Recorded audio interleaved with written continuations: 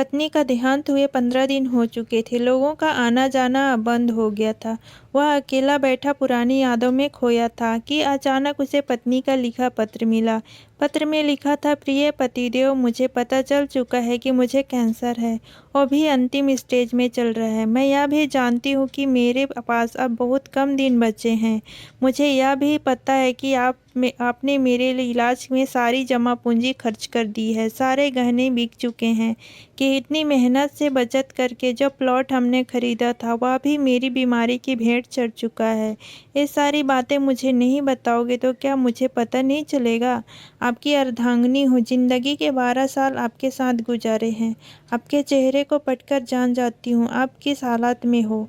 मगर मेरी मजबूरी तो देखिए, मैं आपके आंसू भी नहीं पहुँच सकती। आप अकेले में जब रोते हो तब छुप कर देखती हूँ, फिर खुद भी रोती हूँ। कमबख्त जिंदगी हमें किस मोड़ पर ले आई। एक दूसरे का दर्द भी नहीं बांट सकते, आंसू भी नहीं पहुँच सकते। आप समझते हैं आपको रोते देखकर मैं कमज़ोर पड़ जाऊंगी। इधर मैं नहीं चाहती आप कमज़ोर पड़ें। कितनी बेगानी हो गई हूँ ना मैं, आपकी उदासी का कारण भी नहीं पूछ सकती। आजकल सब जान पहचान वाले मिलने आ रहे हैं। शायद अब मैं 1-2 दिन की मेहमान हूँ। शायद मेरी यात्रा पूरी हो चुकी है। एक ऐसा बुलावा है जिसका मुझे पहले से ही पता है। मुझे मरने से डर नहीं लगता। डर लगता है आप कैसे सह पाओगे मेरी जुदाई।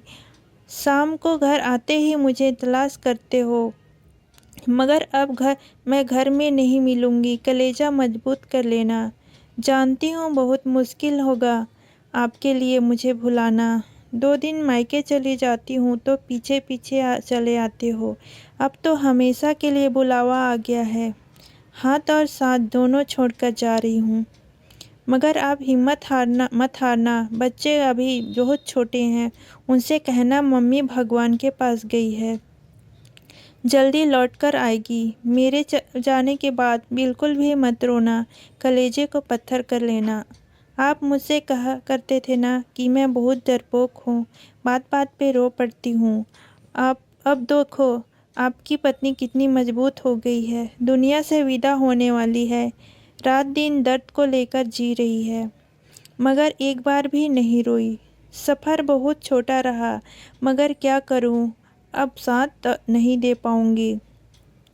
इतना प्यार देने के लिए शुक्रिया। मेरे सारे नखरे उठाने के लिए शुक्रिया। मुझे टूटकर चाहने के लिए शुक्रिया। जानती हूँ आपको मेरी लत लगी हुई है। भुलाना बहुत मुश्किल है, मगर आपको खुद को संभालना ही होगा। मैं रोज़ आसमान से देखा करूँगी। टाइम पर नहाना, टाइम पर खाना खा लेना, क्योंकि आपको ये सब याद दिलाने के लिए। आपकी पत्नी अब नहीं होगी। अब मैं नया रहूँगी। अब आलस करना छोड़ देना। जब तक मैं थी आप घर की हर चिंताओं से मुक्त थे। दोनों बच्चों की तरह आपको भी ख्याल रखना पड़ता था, मगर अब आप बच्चा बनना छोड़ देना।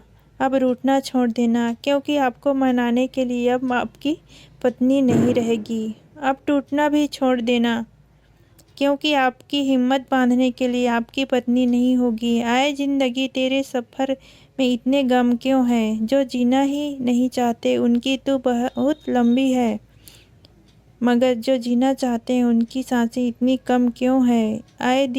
ये जिंदगी अब और नहीं लिखा जाता। हाथों में दम बिल्कुल भी नहीं है, फिर भी लिख रही हूँ। आप 2 दिन से सोए नहीं थे, इसलिए आज गहरी नींद में सो रहे हो। मुझे लिखने का वक्त मिल गया, मगर अब मैं लिखना बंद करके आपको थोड़ा सा निहारना चाहती हूँ। पता नहीं सुबह उठूँ या ना उठूँ। आज आखिरी बार आपके हाथों का तकिया बनाकर सोना चाहती हूँ। आपके सीने से कान लगाकर आपकी धड़कनों में खोना चाहती हूँ। दोस्तों, आपको कहानी कैसी लगी कमेंट में ज़रूर बताएं। अच्छा लगे तो चैनल को लाइक, सब्सक्राइब एंड शेयर करें।